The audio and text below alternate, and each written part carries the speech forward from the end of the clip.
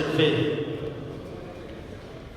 Depuis d'abord, permettez-moi de glorifier notre Dieu pour nous avoir donné cette opportunité de nous retrouver encore une fois dans ce beau cadre de la PDG à l'occasion de cette première séance plénière de la campagne électorale pour l'élection des sénateurs de la province du Nord Kivu. Que notre Dieu de tout ça accepte nos prières également, qui vont vers nos compatriotes qui sont victimes de l'agression gallo-rwandaise, lesquels souffrent jour et nuit dans les cas de déplacés. Ce soutien à cœur et nous exige de rappeler à vous, chers amis, que l'heure est venue où la province du Nord Kivu doit être représentée à tous les niveaux par des personnes conscientes et capables de changer cet environnement de guerre en un environnement de paix et de prospérité. Honorables députés, mesdames et messieurs, avec votre permission, acceptez que je puisse vous présenter ce projet de société qui donnera plus d'espoir à la population dans son ensemble de bénéficier des acquis d'une vision de bonne gouvernance, de paix et de développement. Mon exposé est articulé autour de trois principaux points suivants. D'abord, une brève présentation de ma biographie. Je présenterai également les idées clés du projet de société et une dernière requête qui sera adressée aux honorables députés et chers élus. Parlant de la biographie, je suis nommé M. Blaise Guillaume, né dans un petit village du Nord Kivu, notamment à Kalongadembe, qui est dans le territoire de Walikale, secteur de Wanyanga, Makisima et village de Souka. J'ai fait toutes mes études à Goma, notamment à l'université de l'ILPG, où j'ai obtenu mon diplôme de licence en gestion de l'entreprise, mais également avec des formations secondaires, des diplômes en théologie pratique, des diplômes de licence et un master en théologie pratique. Je suis révérend pasteur d'une des églises de la 8e CEPA qui est à Goma, et là je suis membre du conseil d'administration de la 8e CEPA.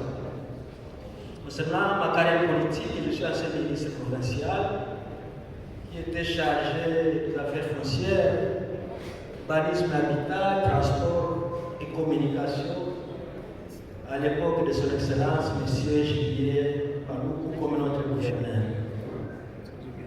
Les idées clés de mon projet de société, d'abord, parlant du contexte de ce projet.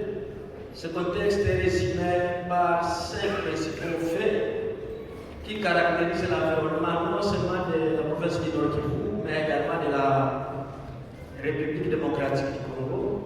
Et le premier fait de mon contexte, c'est d'abord l'instabilité sécuritaire et humanitaire. Vous êtes témoin des cas de déplacés autour de Goma.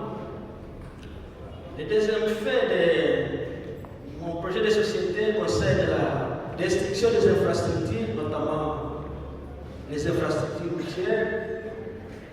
Mais également, j'ai préféré intégrer un autre fait, c'est le climat d'affaires qui n'est pas favorable, mais aussi la faible cohésion sociale entre les communautés du Nord Kivu.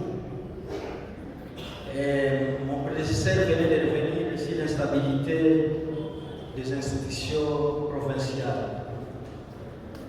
Face à ces constats, j'ai défini quelques objectifs et axes d'intervention de mon projet de société.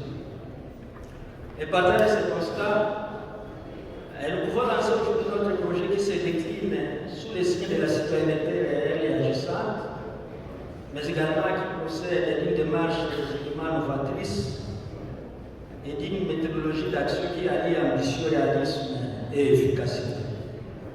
Aussi, ce projet se traduit par des programmes pratiques bien définis et intégrés qui ont caractérisé notre unité depuis plus de 20 ans d'expérience au gouvernement provincial du Nord Kivu, mais également dans le monde associatif.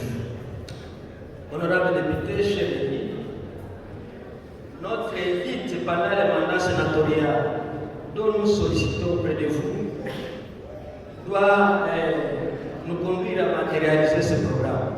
Et vu le contexte de Nord Kivu, tel qu'on venait de le dire, notre projet de société est fondé sur un engagement citoyen articulé autour de 5 objectifs suivants. Le premier objectif, une fois élu, notre élite sera attachée autour d'apporter une assistance aux personnes en situation particulièrement difficile et de grande vulnérabilité afin de leur permettre de subvenir à leurs besoins quotidiens, mais également sortir de l'isolement en les intégrer dignement dans la société.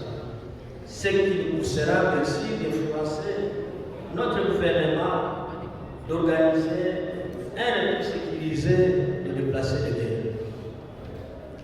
Le deuxième objectif de notre ciblage, c'est de restructurer l'appareil productif national et provincial à travers un programme de croissance économique et de développement socio-économique des communautés locales afin de créer des emplois en masse et conduire la RDC vers une culture de compétition d'ajustement économique au niveau de la région de Grand Lac. Il vous souviendra, si vous faites une évaluation, tous les grands investissements qui existent au pays n'appartiennent qu'aux étrangers. Quelle est la part des citoyens congolais? Le troisième objectif, également, c'est de promouvoir l'accessibilité aux services sociaux de base, notamment dans les secteurs de l'éducation, de la santé, de l'énergie, du logement, afin d'améliorer les sociales du peuple congolais.